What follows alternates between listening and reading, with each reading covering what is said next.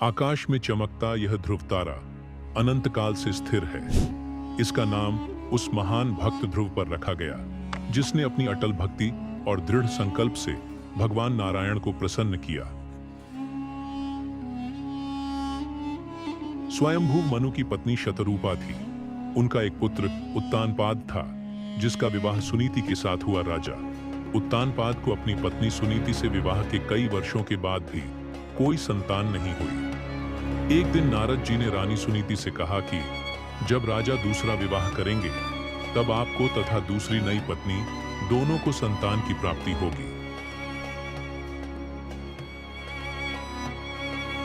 सुनीति ने अपने माता पिता से जिद करके अपनी छोटी बहन सुरीति का राजा से विवाह करा दिया। सुरीति इस बात से निराश थी कि उसकी बहन ने एक बूढ़े आदमी से शादी कराकर उसकी जिंदगी से खिलवाड़ किया है।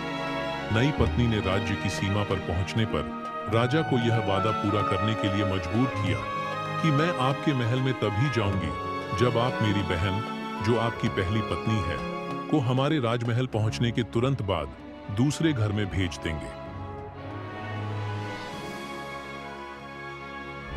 इसे प्रतिदिन 1.25 किलो अनाज खाने को देंगे और मेरे गर्भ से उत्पन्न पुत्र को राज्य प्रदान करेंगे।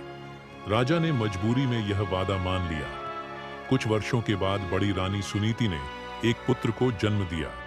नाम ध्रुव रखा गया।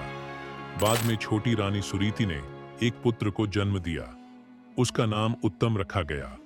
ध्रुव के जीवन में महत्वपूर्ण मोड़ जब ध्रुव 5 वर्ष का था और उत्तम 4 वर्ष का, तब उत्तम का जन्मदिन कुछ महीनों बाद मनाया जाना था।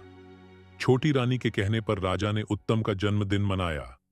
ईर्ष्यावश ध्रुव का जन्मदिन मनाने की अनुमति नहीं दी गई। शहर में उत्साह था। ध्रुव ने भी अपने घर से शहर में जन्मदिन समारोह में जाने की जिद की, जो बगीचे से बहुत दूर था। माता सुनीति ने कहा कि बेटा, उस नगर में तुम्हारे लिए कोई स्थान नहीं है। लेकिन ध्रुव बच्चा था, इसलिए वह जिद करके चला गया। राजा सिंहासन पर बैठा था। रानी उसके पास बैठी थी। उत्तम अपनी मां की गोद में बैठा था। ध्रुव अपने पिता के पास गए और सिंहासन पर उनकी गोद में बैठ गए। सुरीति को पहले से ही ईर्ष्या हो रही थी। वह खड़ी हुई और ध्रुव का हाथ पकड़ लिया और उसे सिंहासन से नीचे फेंक दिया। उसने उसे लात मारी और कहा कि यह जगह दूसरी पत्नी के बेटे के लिए नहीं है, इस पर उत्तम का अधिकार है। ध्रुव रोने लगा और अपने पिता की ओर देखने लगा। उसने सोचा कि पिता उसे बुलाएंगे और फिर अपने साथ बिठाएंगे, पर ऐसा नहीं हुआ। बाकी मंत्री भी आसपास बैठे थे। वहां नाच गाना चल रहा था। इस घटना को हर कोई देख रहा था। ध्रुव रोता हुआ अपनी मां के पास गया। मां को पहले से ही पता था कि उसके बेटे के साथ क्या होगा। आते ही उसने अपने बेटे को गले से लगा लिया और बोली, बेटा, इसलिए मैंने तुम्हें वहां जाने से मना किया था। ध्रुव ने अपनी मां से पूछा, मां, राजा कौन बनता है? मां ने कहा, बेटा, भगवान राजा बनाता है। उन्होंने पूछा, भगवान कहाँ हैं? उनकी प्राप्ति कैसे होती है? माता ने सहज भाव से कहा कि जंगल में तपस्या करने से भगवान मिलते हैं। ध्रुव ने कहा, मां, मैं वन में जाकर तपस्या करके भगवान को प्राप्त करूंगा और राजा बनूंगा। यह कहकर उन्होंने घर त्यागने का निश्चय कर लिया और जंगल जाने के लिए तैयार हो गए। उसी समय रानी ने एक सेवक के माध्यम से राजा को संदेश भेजा कि ध्रुव जंगल जाने की जिद कर रहा है, उसका ख्याल रखना।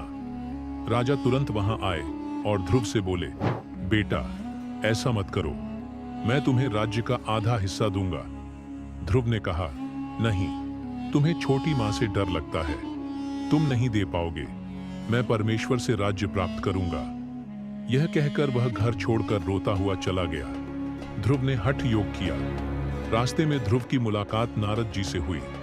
उन्होंने पूछा, तुम कहां जा रहे हो? ध्रुव ने कहा, मेरी मौसी ने मुझे ठेस पहुंचाई, लात मारी और मुझे मेरे पिता से दूर कर दिया और कहा कि तुम्हें इस राज्य का अधिकार नहीं है, उत्तम का अधिकार है। मेरी मां ने मुझसे कहा कि ईश्वर राज्य प्रदान करता है। मैं तप करके भगवान को प्राप्त करूंगा और राज्य की मांग करूंगा। नारद जी ने कहा, पहले एक गुरु बनाओ। गुरु के बिना धार्मिक आचरण व्यर्थ है। ध्रुव ने कहा, आप मेरे गुरु बने। नारद जी ने स्वीकार कर लिया और ध्रुव को दीक्षा दे दी। ध्रुव ने एक पैर पर खड़े होकर तपस्या की। उन्होंने कठोर तपस्या, हठ योग किया। उसने न खाया न पिया। बालक की जिद और पूर्व जन्म की भक्ति की शक्ति से भगवान ने छठे महीने में उसे दर्शन दिए और ध्रुव से कहा कि मांगो बालक, क्या मांगते हो? ध्रुव ने कहा कि भगवान, मुझे अटल राज्य दे दो। भगवान ने कहा कि तेरे को स्वर्ग में राज्य दूंगा। जीवन भर भक्ति कर, घर पर जा। जिसके बाद ध्रुव घर आ गए।